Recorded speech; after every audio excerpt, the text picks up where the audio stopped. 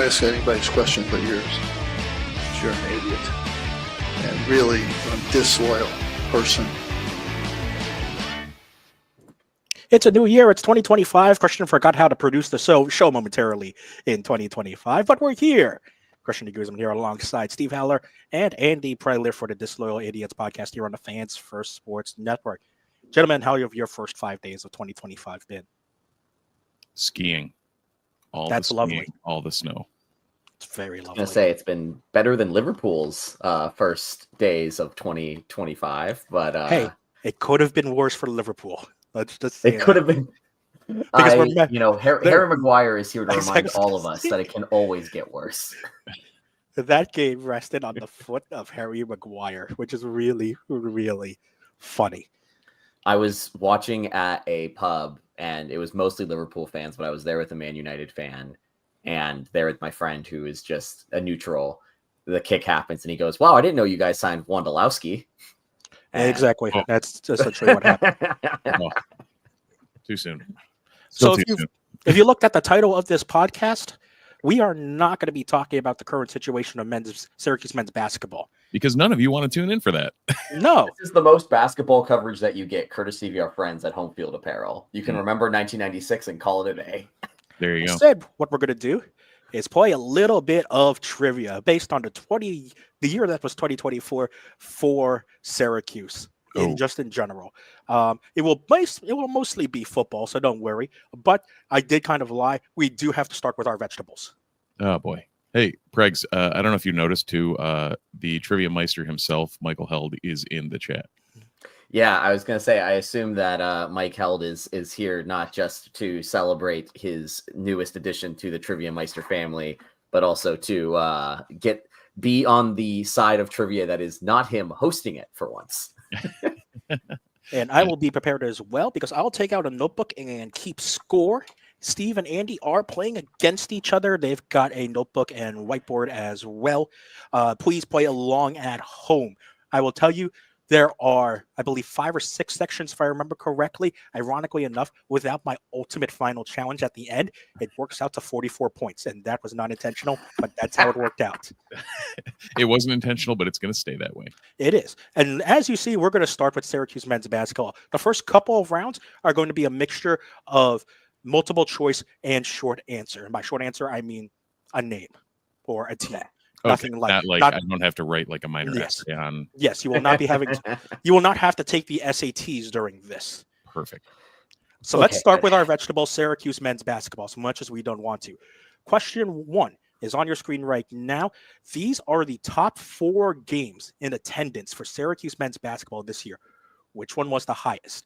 Was it November 4th versus Lemoyne, November 12th versus Colgate, November 16th versus Youngstown State, or December 10th versus U-Albany? I think that this is a reminder of how bad the non-conference home slate was. And 2, I have my guess in, and Steve, I assume that you do you do as well. I'm gonna go. There we go. I'm going B against Colgate. Andy is going B against Colgate. I went A against Lemoyne as the crosstown rivalry. Yeah. One of you is getting a point, and it is Steve, because Lemoyne was the most, as you can see, by 9 sold tickets. I actually almost went Youngstown State, and I was like, nah, I don't remember there being too many people there. And then apparently there wasn't anybody at any of these. So, yeah.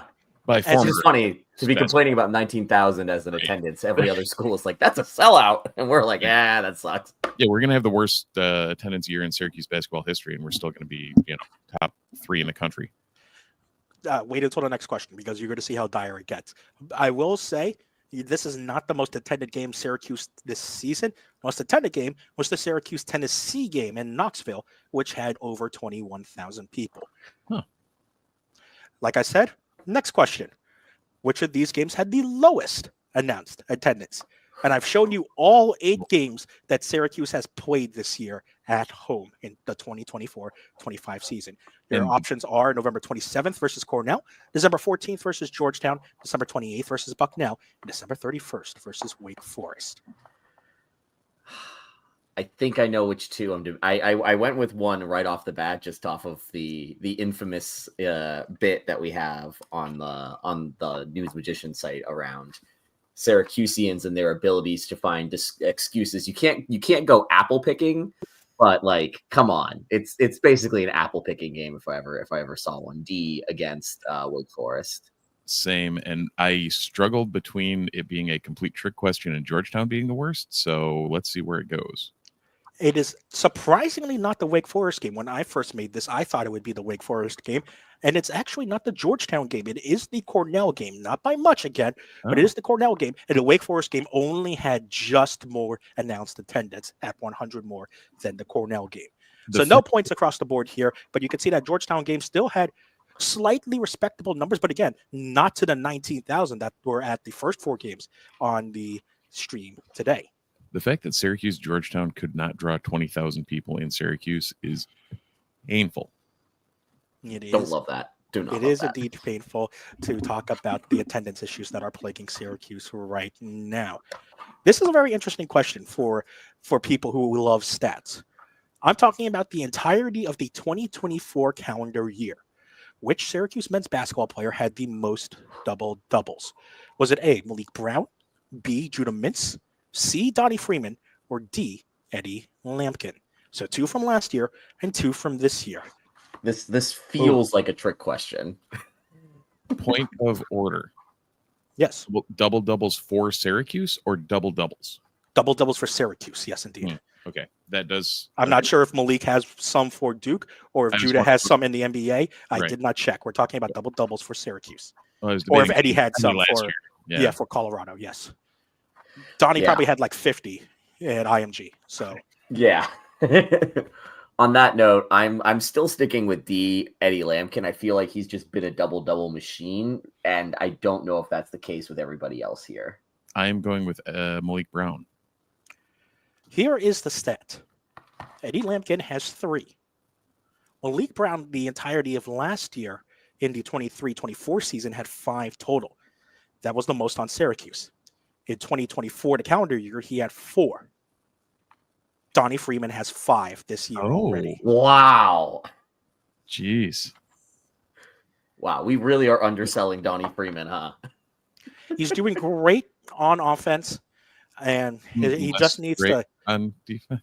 Yeah, he just needs to improve a little bit more on defense, unfortunately for him. But he does have 5 total double doubles, again, matching Malik Brown's total from last year, just in general. Yeah, I remembered last year Malik Brown had a solid showing when it came to double doubles, but I didn't realize Freeman was where he was. Yeah. All right. Me neither. But hey, something that is the nice thing. That's something good. We said something good about Syracuse basketball, guys. Let's change that really quickly. Okay. Syracuse basketball doesn't have a power conference win this year. We know this. Correct. Who was the last team they beat from a power conference?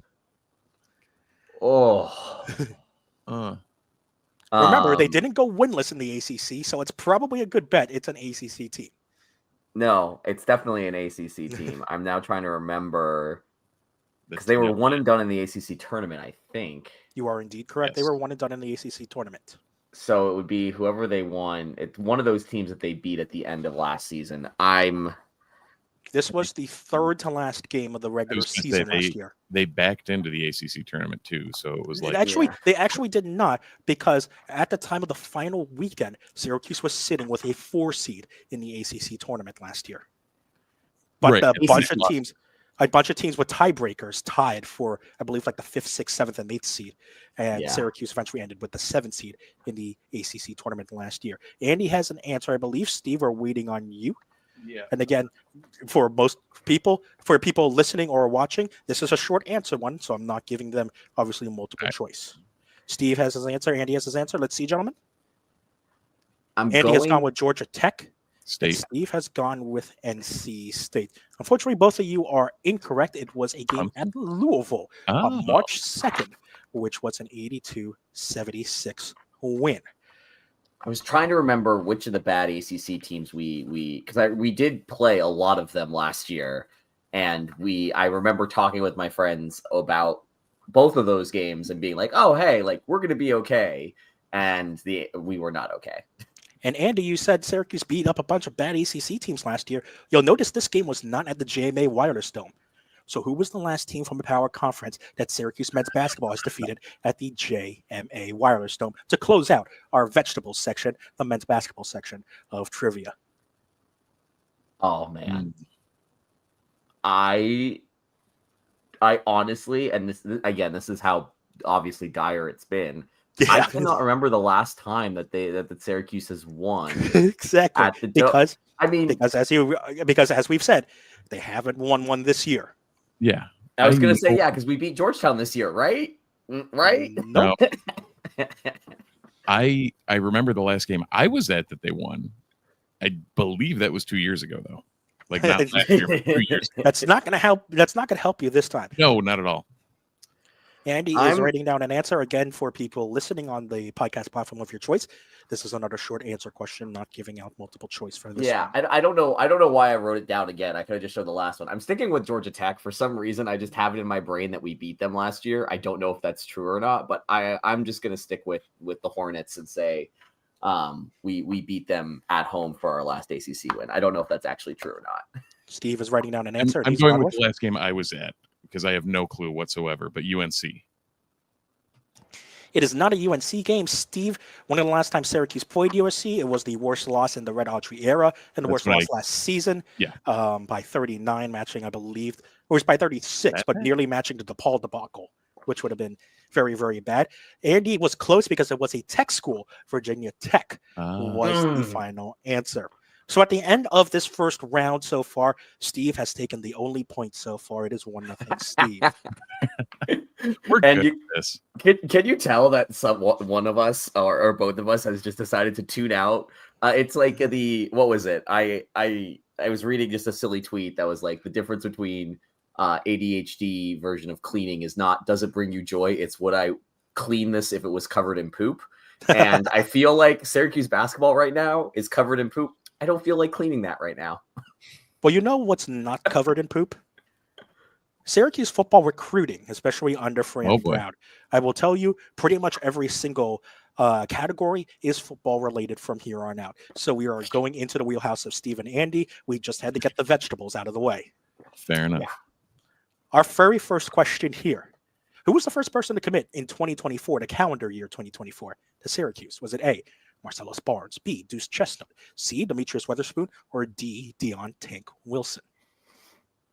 It's definitely a transfer. I have 3 transfers on here, and I have 1 freshman on here in Marcellus Barnes. Oh, I feel like I'm gonna. I have my guess in here. I'm going gut here. We have guess and gut. Let's reveal those answers, gentlemen. And Andy has chosen Deuce. Steve, what have you chosen? Tank. Steve has chosen Tank. And Andy will take the first point here because they committed on the same day, but Deuce was at the stroke of midnight. Oh. See, you can already tell we're closer to our wheelhouse. Exactly. Doing so much better already. Indeed. Question number 2. According to the 24/7 Sports composite ranking, which was the highest Syracuse rated commit in the class of 2024? And we have 4 freshmen here to offer you. Is it Marcellus Barnes? Is it King Joseph Edwards? Is it Emmanuel Ross? Or is it Jamie Tremble? See, my problem is I don't know what it was when this cycle ended. It dropped a couple of times between 2 of them. Yeah. I think I'm going to stick with my gut because I do think I specifically remember writing about or talking about Tremble still being the highest graded player, even though he wasn't like entirely all Fran. Like Dino gets some credit there, but that's my guess. Steve, I see, has gone with Emmanuel Ross. Yes. Because I remember him and Marcellus Barnes going back and forth as the top rated recruit at various points. So he and Marcellus Barnes were not in one of those players that Steve mentioned, Marcellus Barnes or Emmanuel Ross, was not in the top 2. Emmanuel Ross was the top one, though, at a 91.02. And Jamie Tremble was the second one at 90.57. Barnes checks in at third at 90.58. King Joseph Edwards rounds it out as the top four in 89.4. So Steve will take a point. I'm going to throw the caveat out there that Barnes was rated higher on 3, I believe. Yes, but Yes. this is why I chose the 24/7 Sports Composite. That's why I made sure to say, according to the 24/7 Sports Composite. No, but I that's why also- I was in my brain. That's why I was kind of going back because I remember there was a Mhm. weird split between like the top 3 between those services. Yeah, exactly. But that's, I mean, again, we're talking about Syracuse football recruiting in a way that we landed all 4 of these guys. Indeed, Right. indeed. Steve mentioned On 3. Let's go to them now, because according to On 3's transfer rating, Kyle McCord obviously was the highest rated transfer to Syracuse at a 91. This short answer is asking who was the second highest rated transfer according to On 3's transfer rating. And of course, you have all the transfers to choose from for Syracuse. A Yeah. lot less than the commits, but still plenty of transfers. And there are plenty of good ones to choose from this year. See, it's funny because I can think of the players now in retrospect that I would all rate as Yeah. number 2, but at the time they were At the definitely time. not. Cough, Right. cough, Jackson Meeks.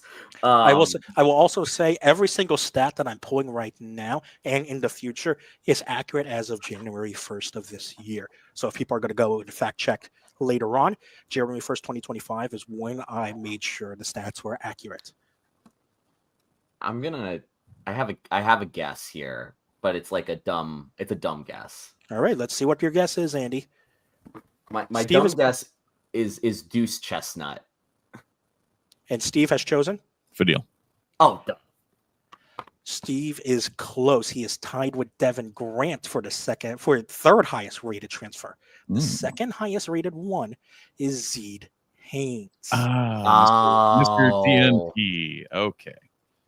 Zeed Haynes at Yeah. a 90 overall transfer rating Yeah. from On 3. Deal Diggers and Devin 9 right behind him at an 89. I So close. can't believe I forgot about Diggs. 2, this is my reminder that when CFB dropped, Zeed Haynes being like an 80, 86 or an 87 or whatever he was to start off was based entirely on that transfer rating. Let's go to question number 4. We are going now to the class of 2025. According to the 24/7 Sports Breakdown, Syracuse has 9 players from New York in the class of 2025. That's obviously the most in Syracuse's class.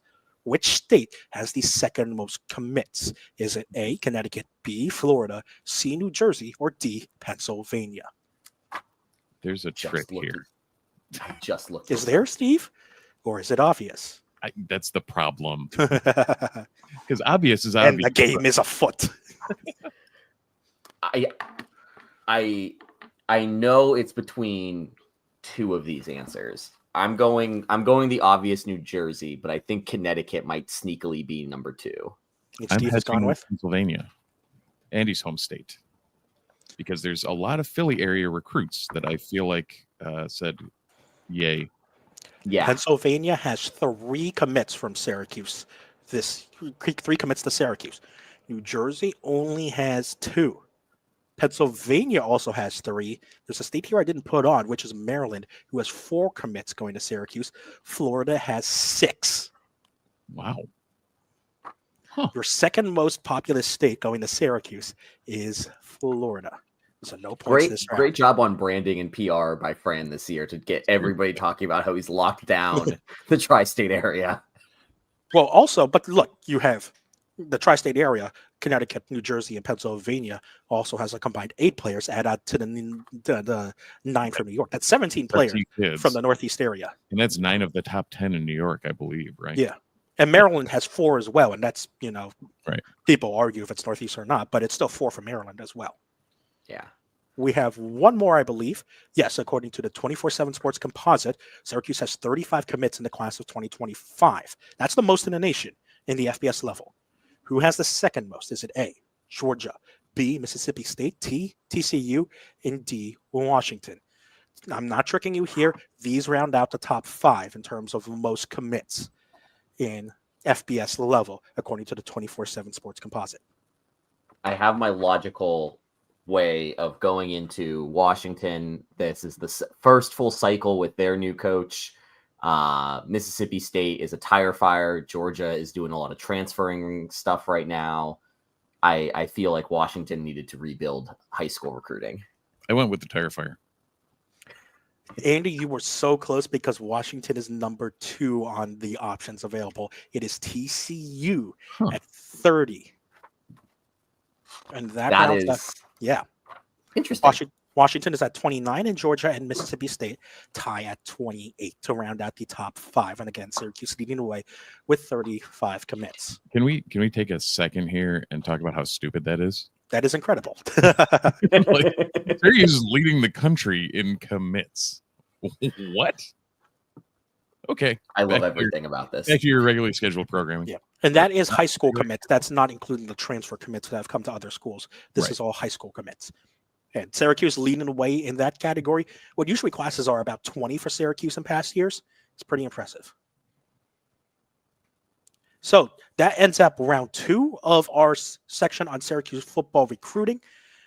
The scores at the end of round 2, it's Steve at 2 and Andy at 1. So still very close.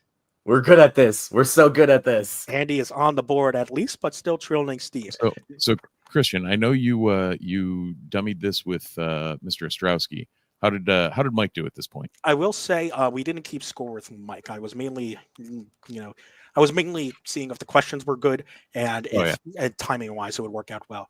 The questions have been great so far. Yeah, exactly. So. I will say I believe I cooked very hard in the last couple of sections because I think that we've got some excellent ones here. We will now go to Syracuse football stats. There are 6 questions in this category. Here we go with question number 1.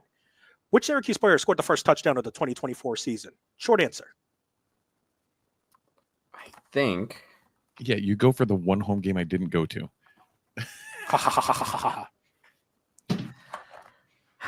I'm going. I see Steve writing, so I think it was Trebor Pena. I went same. Trebor Pena, I believe, had 3 touchdowns in that game. Yes. Rondé Gadsden scored the first one, but 12:28 left in the second quarter versus Ohio. You might remember Syracuse got out to a very slow start against Ohio. Yes, I forgot that might actually have been, Pitt game aside, that might have actually been the low point of the season in terms of like roller coaster of emotions. Like after we got the ball rolling, even the BC game, it's like, oh, okay, like I'm not completely out of this. That Ohio game, the way things were going, I thought we were in for a long, long ride. Question number 2. Which Syracuse player recorded the most receiving yards in a single game this season? Yards. This is another short answer question. Yeah. All right. Steve has his answer. Steve, Andy has his answer. Meeks? Steve is going Damn with it, I Meeks. went Meeks too. Andy is going with Meeks, and Steve, you disrespected your favorite player on this team because Daryl Gill had 185 yards against the UConn Huskies. Oh God. I was too busy wrangling 75 Cub Scouts. Exactly. Yes, indeed.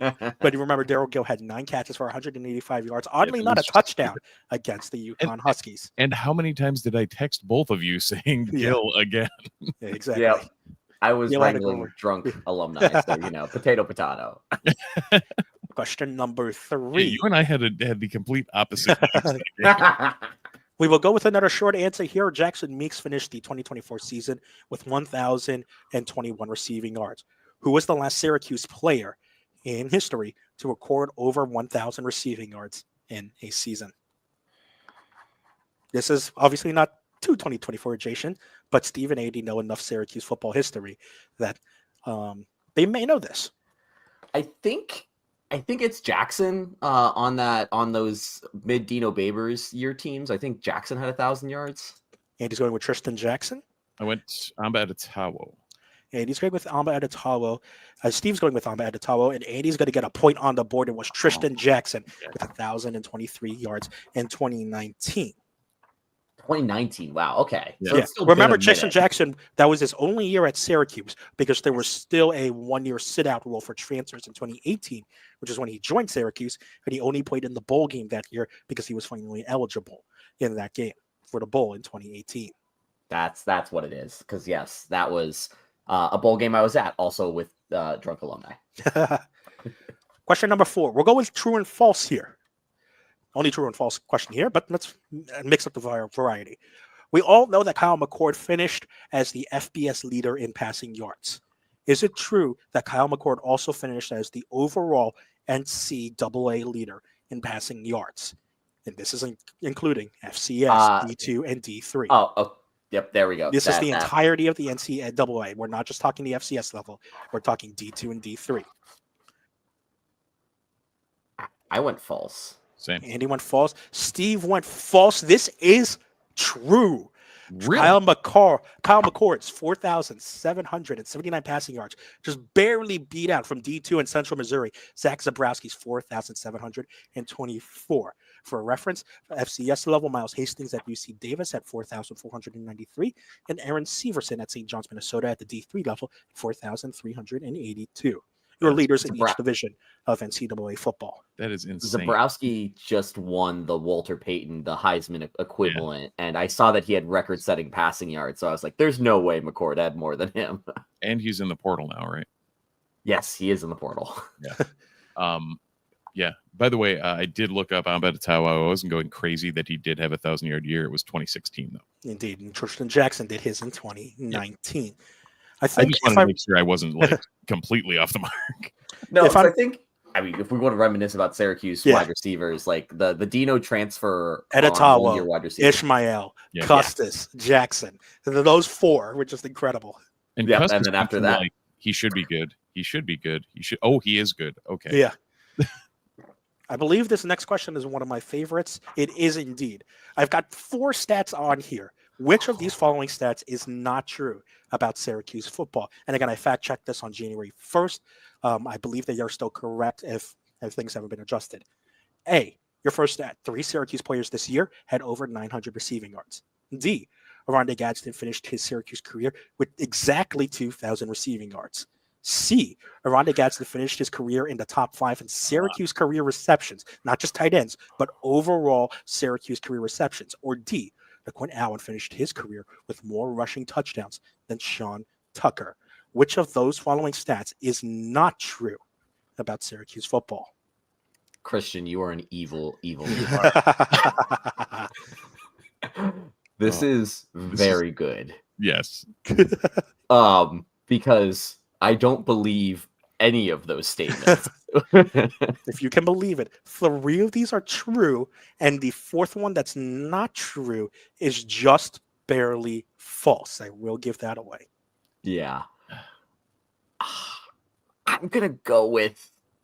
I'm actually just gonna write. I'm gonna write my answer down now. I'm like thinking back on this. I'm like, Andy, we should have gone together on these. I did give Andy and Steve the option to work together instead of against each other, but they decided to create a little bit of rivalry. Andy's got his answer up. What have you gone? Yeah, I thought it would be better audio if we went against each other, but I was wrong here. I'm guessing B. I feel like it's B or C. Andy doesn't think Oronde Gadsden finished his career with exactly 2,000 receiving yards. Steve that was exactly, yeah. Yeah.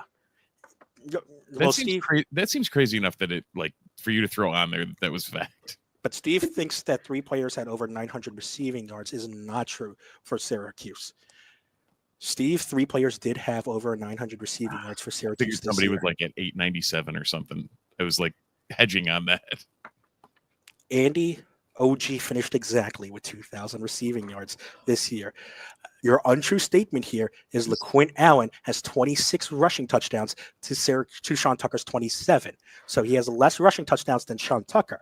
Ironically enough, though, Allen has more total touchdowns, 32, to Tucker's 31 in their respective Syracuse careers. The back half of that I remembered, and I was like, no, that's true. Yep. In my brain, I was doing the same thing. I'm like, yeah, Allen has scored more than Sean Tucker, which is accurate, but the 6 receiving touchdowns to the 4 receiving touchdowns is what gave Allen the edge in total touchdowns. Oh, that was a great question, and I hate it. Yes. I believe I have one more question in Syracuse football stats, and I do. This one's a fun one. Syracuse led the ACC and ranked 6th in the FBS in average time of possession. What was that time?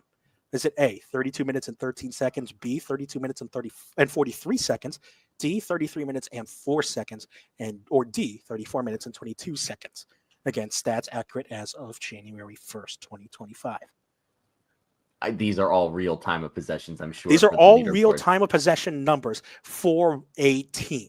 I didn't just pull these out, and then we'll tell you what the teams correlate to afterwards. But which one is Syracuse's? It's a lot. Yeah, okay. I'm gonna guess D. 34 minutes is a lot of time. Andy's gonna go with D. Yes. I went Steve, with the what are you standard going with? multiple choice. If you have no clue and are going with a U swag, go with C. So I'm going with C, 3304. Andy, D, 3222 is the FBS leader in Army. They ranked number 1. Steve is correct. C is the correct answer here, which was Syracuse. The other 2 times, 34-43, was Miami, second in the ACC, and 33-13 was Arizona State, the leader in the playoffs. I like how the answer that I'm the least confident in is the one I get right. That will do it for our Syracuse football stats this section. It is still a 1-point game. Steve has 3 points and Andy has 2. Oh man, this round is the great moment of you think you're actually paying attention and then you realize, holy shit, this season just was so much better than we thought it was. And we pay attention more than most people. Exactly. Well, we have hit the halfway section of our quiz, and it means that before we get to Nudes Magician and Disloyal Idiots stats, we need to thank our sponsor for the Disloyal Idiots podcast, Home Field Apparel. Home Field Apparel, maker of the t-shirts that Steve and I are wearing tonight. They're the maker of some of the finest sweatshirts, joggers, all the cozy gear that you could possibly want. They have at Home Field Apparel. Make sure you use promo code NUNES24, NUNES24 for 15% off your first order. If you are trying to get cozy in that Syracuse snow, try out the core collection, try out some joggers, try out the Syracuse hoodies, try out the regular core collection hoodies. I feel like I've been living in home field over the holiday break, and I don't want that to change. I'm currently living in home field because I'm wearing the joggers and they're the most comfortable things that you can possibly put on your legs. It's jogger season, boys. It is indeed. I will say, unfortunately, gentlemen, I think these ones are going to be hard. There are only 4 questions, but they are. The other ones weren't hard. These ones. This one might be hard. But because I am the maker of this quiz, I'm going to shout myself out. What was my most liked tweet of 2024? Your options here. A is a picture of Georgia Tech versus Syracuse game day predictions with Desmond Howard and Lee Corso picking the Orange. B is Dwight Freeney's speech after his jersey retirement saying, "To this day, this is the loudest building I've played in my life." Or C is the final quad walk of this season featuring Kyle McCord signing a Young Fan shirt. These are my lowest liked tweets. Here. These are my lowest liked tweets of 2024. Andy has gone with C, the McCord quad walk. You are going sentimental. Andy and the fans went sentimental, but for a different reason, because they like Dwight Freeney saying that to this day, this is the loudest building I've played in my life. 400 likes. The McCord video of the quad walk was second at 395 likes, and the Desmond Howard and Lee Corso taking Syracuse over Georgetown on College game day, that received 392 likes. Yeah, I remember the first time that you posted the quad walk video. That was when you were like, "Oh wow, this stuff is blowing up," and I just had it in my brain. Quad walk. Yeah, and it was very close, but people do love Dwight Freeney. I still. It's funny for anyone who hasn't been up to the quad walk. I was very like, why would I bother going up there? Whatever. We went up there with my son on the UConn game. Yeah, the Scout game, the UConn game. And because it was the one you missed, Christian. Yeah, I did because I overslept it. But like, it was just even if you don't see it every week, it was an experience to at least go and check it out. Like it was great. I'm glad they brought it back. Please go check that out next year. It's going to be a lot of fun. Of course, Nudes Magician also has a Twitter, our sister website. Obviously, check us out on nudesmagician.com. But that Twitter has a thriving presence as well. What was Nudes Magician's most liked tweet of 2024? Is it A, a tweet of a Bayham reaction seeing Bradford now win an elite game and win in advance to the Elite Eight playing zone with Joe Girard? Is it B, making fun of the people who say the ACC sucks and seeing Clemson and NC State advance very, very far into the tournament? Or is it C, a screenshot of Kyle McCord's passing stats and saying McCord should be an NYC for the Heisman ceremony? 3 very good tweets, 3 of the most liked tweets on Nunes Magician this year.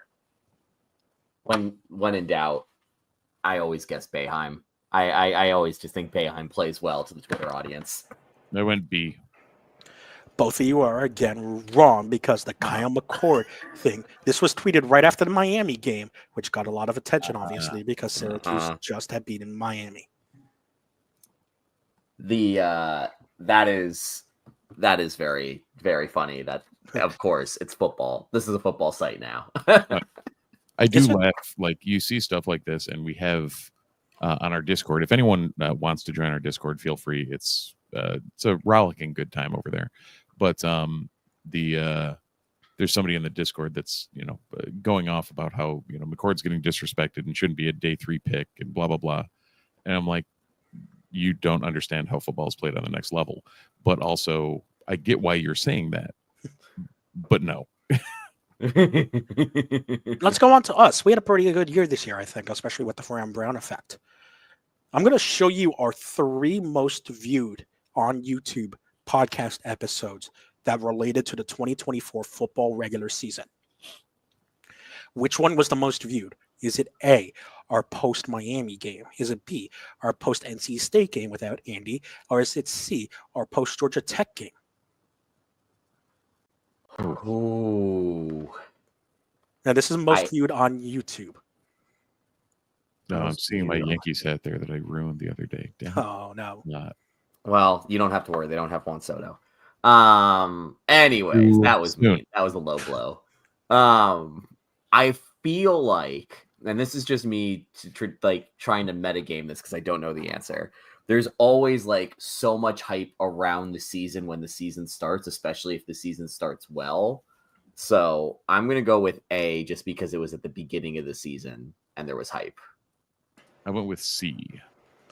So Steve chose the game that was at the beginning of the season. Yeah. That was the Georgia Tech game. Andy, you chose the Miami game, and you fluked your way into a point. Yeah! Woo! That's going by the thumbnails. That is the most viewed game that's our most viewed podcast on YouTube right now, the post-Miami game. In general, not just the 2024 regular season. Love that. We have one more question in this section. It is. And we're going to test Andy's claim from earlier. What was my most viewed article that I wrote at Nunes Magician this year? Was it my Jeff Nixon feature? Was it my report that Ricky Collins was going to join the Orange? Was it my takeaways from the Holiday Bowl? Or was it my report that Benny Williams was dismissed from the team? Wow, this year's been a decade. Yeah. Yeah, it really has. I'm going to go with an old Nunes axiom here. I distinctly remember back when I was in your shoes, Christian, and just out of school and covering stuff, that like bad news always did so much better. Like I would write articles about like bad things happening and they would get like Sean Farrell, who also used to write for the site, would get so mad at me that I would write one article about something bad happening and his gamers that he spent obviously the whole game writing would get no views. So I'm going to go with D. Benny Williams getting dismissed. I was going with the two standard axioms of all Nunes writing. Basketball always wins, and bad news is what usually gets the clicks. The first most viewed page on Nunes is the homepage. The second one is the men's basketball page. The third one is the football page. The fourth one is the transfer portal tracker article that Kevin made when the transfer portal initially started happening. The fifth most viewed article is a article about James saying that Syracuse still had a shot to make the 4th seed in the ACC tournament. Right after that is my Benny Williams dismissal report in the top 10 as one of the most viewed articles on the site this year. Yeah. We've all written for Nunes too long. When we immediately deduce exactly why. We are now going to get to one of my favorite sections of this trivia. I'm very pleased how this turned out. We're going to play a little bit of game. We're going to play a little game of higher or lower. Oh. And this is not going to be the higher or lower you think of, because what I'm going to show you is a stat. Deuce Chestnut has 10.5 Instagram followers, 10.5K Instagram followers as of January 1st. Is the actual higher or lower? Is that what you're looking for? No, the higher or lower is does LaQuint Allen have more or less Instagram followers than Deuce Chestnut? And this is how this section is going to go. We've got 9 yes or no's. Man, I'm Does gonna LaQuint go. Allen have more or less Instagram followers than Deuce Chestnut? I'm gonna go. I'm drawing arrows for this one. I'm going lower only because Deuce was at LSU, and I'm just gonna assume that he got the LSU bump when he was at LSU. That was exactly my rationale. And both of you are not starting off well because LaQuint Allen has 14.7K Instagram followers. Skill positions, man. Skill positions. Well, let's see if that holds up because your next player is Elijah Cinco Clark. Does Cinco have more or less Instagram followers than LaQuint Allen's 14.7K? Think you could be tricking us here. But I got burned. I'm going lower again. I'm going Allen. Allen is indeed the correct answer. Both of you will grab a point. Cinco at 9.4K followers. So he can brag. Well, Deuce can brag over Cinco that he has a bit more Instagram followers than Cinco. Yeah, Andy can translate this higher or lower thing in his head. I'm just going to give it to players. Can you tell? This is higher or lower is a very fun bar trivia round. Exactly. So I've just got some more reps of this. What about Marlo Wax? 7 years out of the bar trivia game. So, But what about Marlo Wax? Does Marlo have more or less Instagram followers than Elijah Clark's 9.4K? Linebacker too. But I think Wax. I will also say after the Nudes Magician round, we were tied at 4-4 heading into this round. Andy has gone higher for Marlo, and Steve has gone higher to put Marlo ahead. And both of you are wrong by 2,000 followers. Marlo only has 7.4K to Cinco's 9.4K. This is my lesson that I really need to. I honestly, I think I follow all these guys. I just pay zero attention to it. This is why Steve doesn't do anything on social media. What about Jackson Meeks? Does Jackson Meeks have more or less Instagram followers than Marlo Wax? Andy wrote down an answer very quickly. Because I've already established the rules that I'm going by here. Yeah, we've got the Georgia bump and the skill position bump. I think it's going to be higher for higher than Wax. And it is more than double at 16K followers for Jackson Meeks. You will both get a point for that. I'm surprised that LSU wasn't, but I'm like Georgia definitely seems like one of those fan bases that as soon as somebody commits, like everybody goes and follows them immediately. Yeah. And then they don't. Unfollowing is a tedious endeavor. Indeed, it is. What about Justin Barron? Does he have more or less Instagram followers than Jackson Meeks? See, I've already established the rules here, but Barron did a lot of NIL, so I'm going higher. And he's going higher. This is our first split. I'm going to stick with Meeks. Steve is going to stick with Meeks, and Steve will pull ahead by a point because Justin Barron's at 6.3K followers to Meeks's 16.K. Blame Canada. What about Fadil Diggs? Oh. Is he have more or less Instagram followers than Justin Barron? Okay, this one I feel like, Texas A&M, bigger play, he's going to have more. And you will both get a point on that as well, with Fadil having 15.3K followers. Let's move on from Fadil Diggs to a good tough one. Rondé Gadsden, very prolific career here at Syracuse. But does he have more or less Instagram followers than Fadil Diggs? I think I'm going with more because son of NFL player. I'm going with Diggs because Diggs. And like OG's only been at Syracuse. So by the prior things we've established, I'm going to stick with the program. Steve is correct because OG only has 6.4K followers. That will change very soon, I'm sure. But we're going to go to a very, very tough one here. Steve is ahead by 2 points. Let's see if Andy can pull level. The young gun, Yassine Willis. Does he have more or less Instagram followers than Rondé Gadsden? This seems like a weird. Uh-huh. This seems like a trick. Yep. I'm gonna go with the trick I'm because gonna play it on the trick because Your instincts, gentlemen, are very, very good. It is not by much. this is 200 more followers than Gets. I committed to Pitt and they all followed me, and then I committed to Syracuse and they all followed me. So yes, Scene Willis just barely has more. Gentlemen, we are going to our final one. Steve has only missed 2 of these, impressively enough. Your For not final knowing one- social media, you know your social media guys. We are sticking with Dan Valari. Oh, Does he have more or less Instagram followers than Yassine Willis's 6.6K?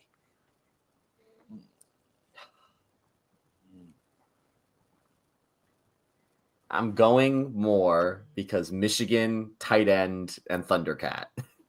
I'm gonna stick with Willis. And this is the first one where Andy will triumph over Steve because it is 12.8K for Dan Valari. I went against my Thundercat too. My Thunder. I know. I thought for sure you were gonna pick Valari. Which means, Steve, your lead right now is only at 10-9 in terms of points. So Very, close. very We're catching close. up. Don't call it a comeback. He's been here all night. We're gonna do another category which I think I cooked in. We have 5 points up for grabs in this category. We are going to match the subheading. So what is this category? I obviously wrote a lot of articles for game recaps and takeaways. So these are just my game recaps and takeaways. And I like to get creative with my subheadings on newsmagician.com with my game recaps and takeaways. I'm going to show you 5 subheadings that I posted. You've got the entire 2024 Syracuse football schedule to choose from. Which one did I write these for? Your first option, I'd like to thank Ryan Day for making Kyle McCord a Syracuse Orange. B, if you signed up for ACC football, you certainly got ACC football. C, of all the ways to win a game, this was the most Syracuse way to do so. D, Orange is the new offense. Or E, your doctor is getting really tired of using Syracuse football for your heart medication. You have these are all either a game recap or a takeaways article that I wrote for News Magician this year. And these are all subheadings for the 2024 football season. Yeah, this is good. Oh man. Of course, for your sakes, you could just write the letter and then the team you're going with. Yeah, that's literally what I was doing there. Let's see here. I'm going off. Let's try this. I've got plenty of context clues for a lot of these. Yeah, that's the thing. I'm trying to remember. It's B and C are the ones that I'm stuck on, to be completely honest. B feel good about. B and C I grabbed real quick, I think. C, I think is the toughest one out of all of these. Okay. Because there's a lot of ways for a Syracuse way to win a football game. Yeah. That is true. For those listening at home, one more time, your options. A, I'd like to thank Ryan Day for making Kyle McCord a Syracuse Orange. B, if you signed up for ACC football, you certainly got ACC football. C, of all the ways to win a game, this was the most Syracuse way to do so. D, Orange is a new offense. Or E, your doctor is getting really tired of using Syracuse football for your heart medication. I feel like Steve is ready. We're waiting on Andy. Yeah, sorry. I'm going to do... Here we go. Right. We'll go with Steve first. Steve, what were your answers? A. Well, let's do them one at a crack. Let's go for A. For yeah, A, let's do. I like that idea. Let's go back and forth. A, B, C, and D for each person. Yeah. So, Steve, your A answer. So A, I went with the Ohio game just to start the season off. I will tell you. I will tell you if you are correct or wrong. I will not tell you what the team is until we go through all 5 answers. Okay. Actually, no. So instead of doing that, Steve, let's go through all your answers. I will tell you how many you got correct. Okay. So you say the Ohio game. B. I went Ohio, Stanford, UNLV, UConn, Miami. Steve, you have 0 correct. Perfect. Andy, your turn. All right. I went by that reaction. I don't think it was too far off what I just did. No, I like some of it. There's. I think we just put the teams in different orders. So I did Georgia Tech, Um, Stanford, Virginia Tech, Miami, NC State. Andy, you have one correct. We have tied up this ball game at 10-10. The one that Andy got correct was A, was the Georgia Tech game. I'd like to thank Ryan Day for making Kyle McCord Syracuse Orange because that was his day. That was his game. After talking about sending Ryan Day a champagne bottle for sending them Kyle McCord. B, if you signed up for ACC football, you certainly got ACC football. That was the NC State game. Because remember, Syracuse jumped out to a pretty comfortable lead, and then all of a sudden it was 24-17, and we're like, what just happened? That was why I thought that one would be E, because that felt like a very vintage. Also, the history of Syracuse and News Magician writers at that stadium, not very good. No, it's not. C, of all the ways to win a game, that was the most Syracuse way to do so. You are forgetting about how batshit crazy the Holy Cross game was. When Syracuse went up 21-0, and then all of a sudden it was 21-14 at the end of the second quarter. And we're like, what just happened? Yeah, that could also work for UNLV, but yes, I 100% agree on that was perfect for Holy Cross. I forgot Holy Cross even happened. Yeah. D, Same. Orange is the new offense. I'm surprised you guys forgot about this. I did say the 2024 football season. This was my takeaways for the Holiday Bowl against Washington State. To be fair, UConn had more offense. They did have a fair share amount of offense. But this was my Holiday Bowl takeaways. And D, your doctor's getting really tired of using Syracuse football for your heart medication. Overtime games against UNLV aren't fun. And that was so you can see in my defense for the UNLV one, I was not paying attention to anything after that game. Being in Vegas kind of leads you to not being on your phone. To check my work, these are the games as you can see. And Andy got one correct, which was the Georgia Tech game, which means we are all tied at 10. We have one more normal category, and then if we have time, we'll go to, and I think we'll have a little bit of time, we'll go to the very fun Ultimate Challenge. Our final normal category is Top Syracuse Performers according to PFF. This is so on brand, it's not even funny. It is very on brand. The first one will be easy, the second one a little bit tougher. According to PFF, name the top 5 players by total offensive grade from PFF, playing a minimum of 100 snaps. Top 5 players. Order does not matter. You will get a point for each player named. Yeah. I feel like 4 of these are pretty easy. It's on who do I want to go for the 5th?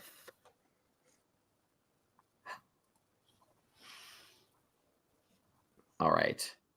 I have my 5. And I feel like I'm going to get 3 right of this. Yeah. I went chalk, so let's start with Andy. I went McCord, Gadsden, Allen, Pena, and Weatherspoon. I went Meeks instead of Weatherspoon. I was debating Gianri Reed. Yeah. I was like, I figured there had to be a lineman in there. Steve is correct. He has all 5 correct. Andy, you missed out on Meeks. Damn it. I will say Weatherspoon is pretty down on the list. He is just above the Mendoza line this year. He started hot and then dropped off like a cliff. Okay. That would I still had early season performance stuck in my head there. Who was the highest graded offensive lineman, just out of curiosity? Your highest graded offensive lineman was Savion Washington at 68.2. Yeah. Okay. That's pretty far off the pace of these guys. That is just kind of looking at this Kyle McCord with that 90. Yeah. Our quarterback was so good this year, exactly. Guys.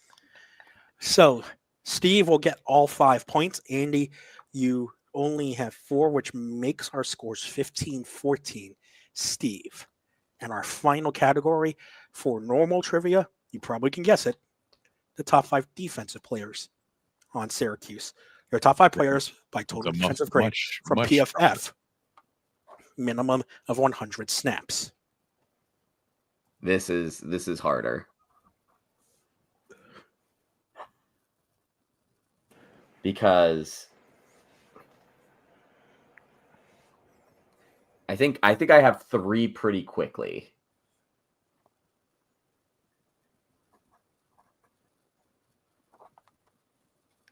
Friends, if you're listening on your podcast platform of Yeah. choice or watching along, thanks for watching again. We'll usually do these Sundays at 8 p.m. Hopefully, we'll be a bit more upbeat about basketball by then on your YouTube platform of choice, on our Disloyal Idiots page, or on Fans for Sports Network, on Twitch at Disloyal Idiots, or on Twitter on the Fans for Sports Network. And just to get it out of the way again, if you like listening on your podcast platform of choice, sure to leave a like, rating, review, subscribe, leave a comment so that we can trick the algorithm into expanding the Ottoman Empire. I know, listening to me and Steve just being really mad about is going so great here. Remember, we are looking for the top 5 players by total defensive grade according to PFF, Pro Football Focus, who played a minimum of 100 snaps. I have my 5. Andy I don't has his like my 5, but 4 of my 5. Steve is searching for one more name. I think Steve, I'm assuming that we probably have the same 4, and then it's trying to figure out the 5th guy, because you and I probably went through the same thought process here. And I'm gonna let Steve run through his mind palace before I start listing off my 5 that I've got. Because again, I did go pretty chalky for the first 4. Steve, I'm giving you 30 more seconds just to move us along a bit. So because we will have a little bit of time, which I think will be fun to end it off with our ultimate final challenge that I have at the end.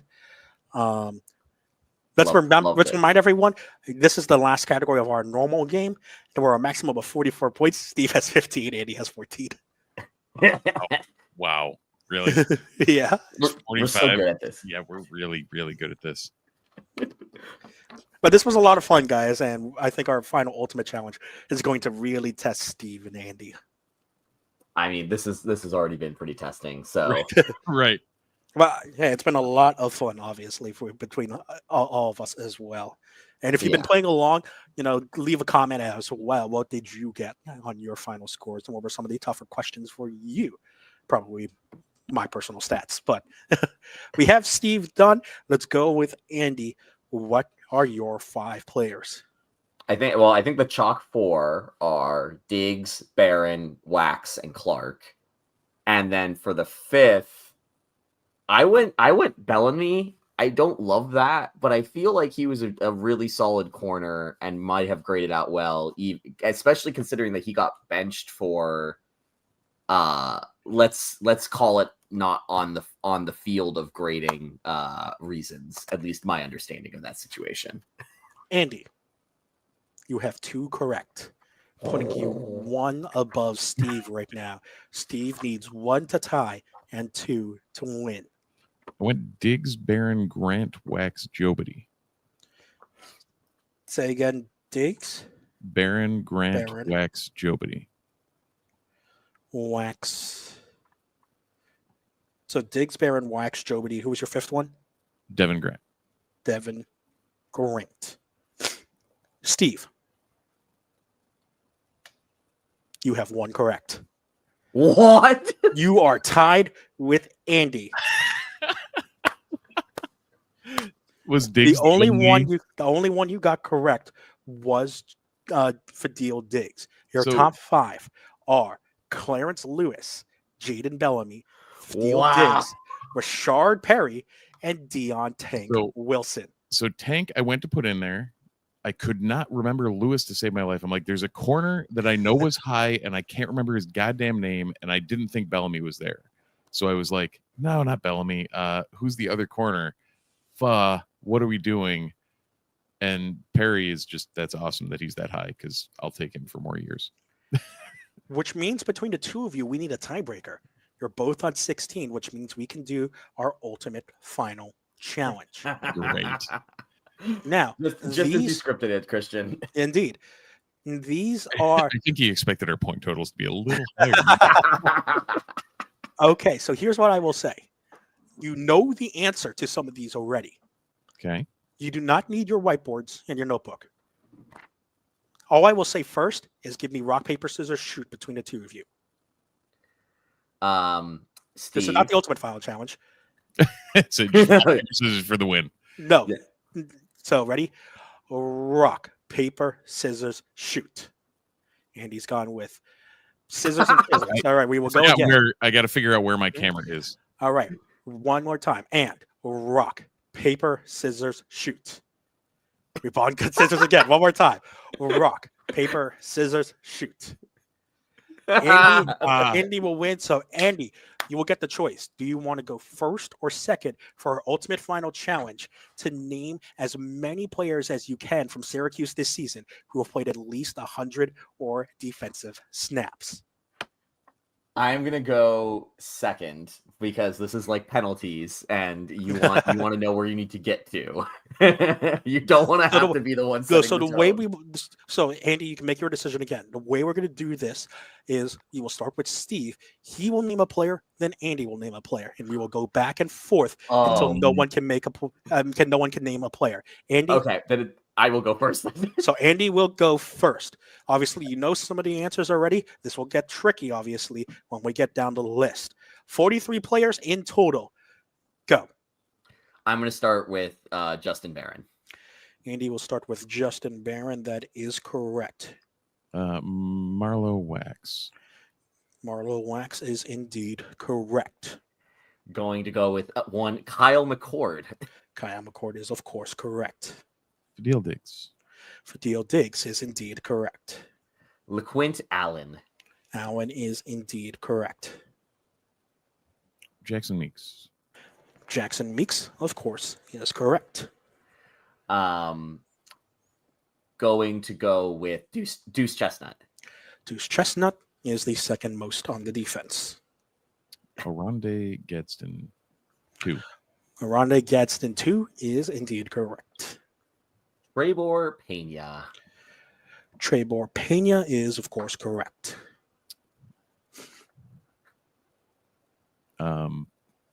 Elijah Clark. Elijah Clark is indeed correct. We have named 10 of the 43 players. Jackson Meeks has already been named. And Jackson Meeks has indeed already been named, Andy. Oh, in that case, give me Anwar Sparrow. Anwar Sparrow at 141 snaps barely sneaks in. I went for Marlo Wax's replacement when he got hurt. Clarence Lewis. Clarence Lewis leads the defense, Steve. The guy who I forgot, of course, leads the defense. Give Washington on the offensive line. Savion Washington has the most offensive lineman snaps, I should say. Jaden Bellamy. Jaden Bellamy is indeed on the list. Give me Reed on the offensive line. Now I'm just taking Steve's job and I'm naming all the offensive linemen. Yeah, but when is you on get the list, I can continue with those. So Andy has named John Ray Reed, which is of course correct. Steve? Oh, Tank Wilson. Tank Wilson, of course, is on the list. Even though he was injured, he still played for 188 snaps. Now we're getting to the part. Weatherspoon. Weatherspoon is correct. Mark Petrie. We're going to stick with offensive lineman. And Mark Petrie is indeed correct. Only 2 less snaps than Savion Washington. This is where my brain wants to name the 2 backup running backs, but 100 snaps is a lot of snaps, but the offense had the ball a lot. And now I'm kind of scared that I shouldn't name any of those, but we went through all of the wide receivers. We haven't gone through all the wide receivers. No, Maybe but I your don't next think... pick will be your 10th player and the 19th overall pick of the 43. Yeah. There's still a lot of players to go. Yeah. We already said Tank. Give me Jobity. Kevin Jobity is on the list. You already did correct. Steve for the 20th player. We're going to stick with defensive line. We'll go with Rashard Perry. Rashard Perry is indeed on the list. That was 20 players. We have 23 left to go, Andy. Give me Willis, and this might be where I end the game for myself. 121 snaps for Yassine Willis. I thought about Willis about 5 or 6 turns ago, and I was like, he is second on the list as of least offensive snaps at a minimum of 100. Derek McDonald. Derek McDonald is on the list.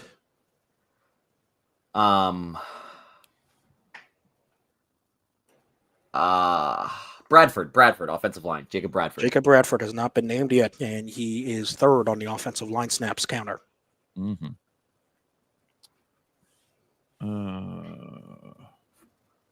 We go to Steve now. Josh Lowe. Josh Loa makes the list at 330 snaps. That was going to be my next one, Steve. Are you just going through the entire offensive line? Because those are the guys that I know. Because I said those last names so many times. But I think that I'm sure there's other guys on the line who got snaps. I know at least I'm not one. confident. Yeah, that's what I thought. I'm going for another risk here because he set records, as we saw, with the most receiving yards in a game. I don't know if he got to 100, but I'm going to go with Gill Jr. And this might actually be a risky one. 451 snaps. Yeah. Oh wow, he played a lot more than I thought he did. Yeah, he did. That's why I said when you said we're out of receivers, I was like, no, there's receivers. Steve, your turn. God damn. See, the problem at this point is knowing who we've been through and who we haven't. Mm-hmm. Again, if you have said a name that has already been said, I will allow you to say another name. That's why I'm keeping track of them. Ibn McDaniels. Ibn McDaniels. Steve. Only played 26 snaps.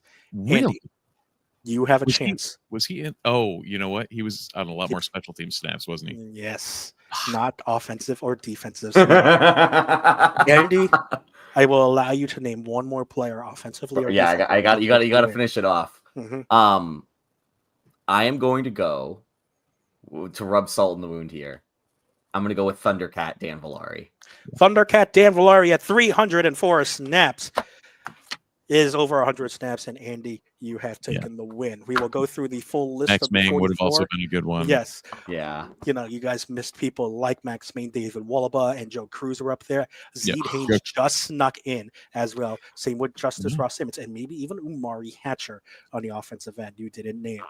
Yeah, Cruz and Wallaba both were on my brain. I was confident in McDaniels for some reason. I don't know if he saw a bunch more time towards the end of the season or he was of the top defensive players. You didn't name Devin Grant or Murad Watson. Barry Buxton played a lot, and same with Chase Simmons.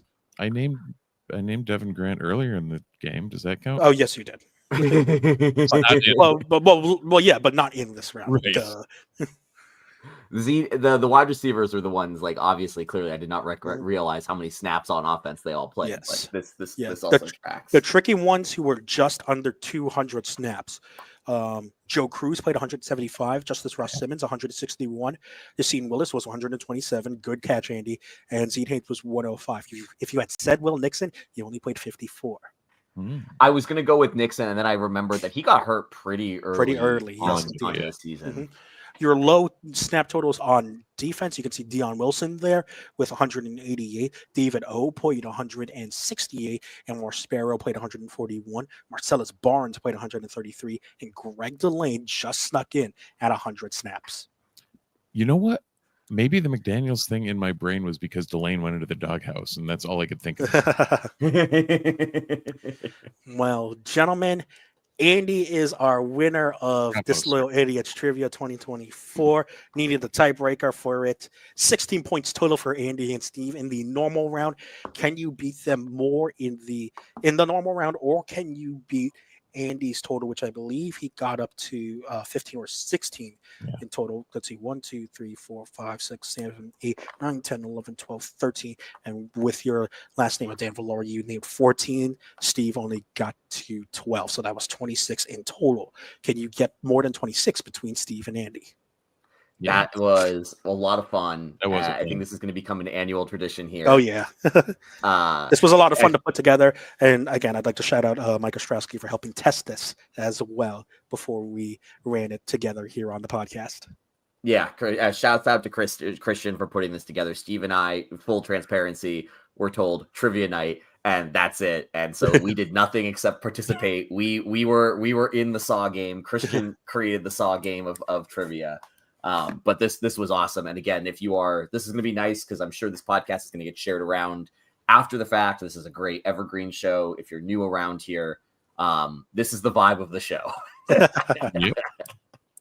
But we appreciate everybody who did stick with us throughout 2024. It was a great year, obviously, on the field. It was a great year for us off the field as we transitioned, and lots of things happened where we weren't sure the show was going to keep happening. It has. It will keep going on, and we are going to keep doing it as we do. Christian, as he mentioned earlier, he said all the things about that we usually end the show with. So I guess to kind of wrap this up, thank you to both of you for obviously keeping this thing chucking and growing along. Thank you to everybody who listens. We would not have a show without listeners and supporters. Join the Discord, jump in on the live chats. We really appreciate all the support that we get from you all. And when we say go Orange, we don't just mean the team. We mean everybody in the community who keeps the lights on for this whole endeavor. So thank you, everybody. Go Orange. Go Orange.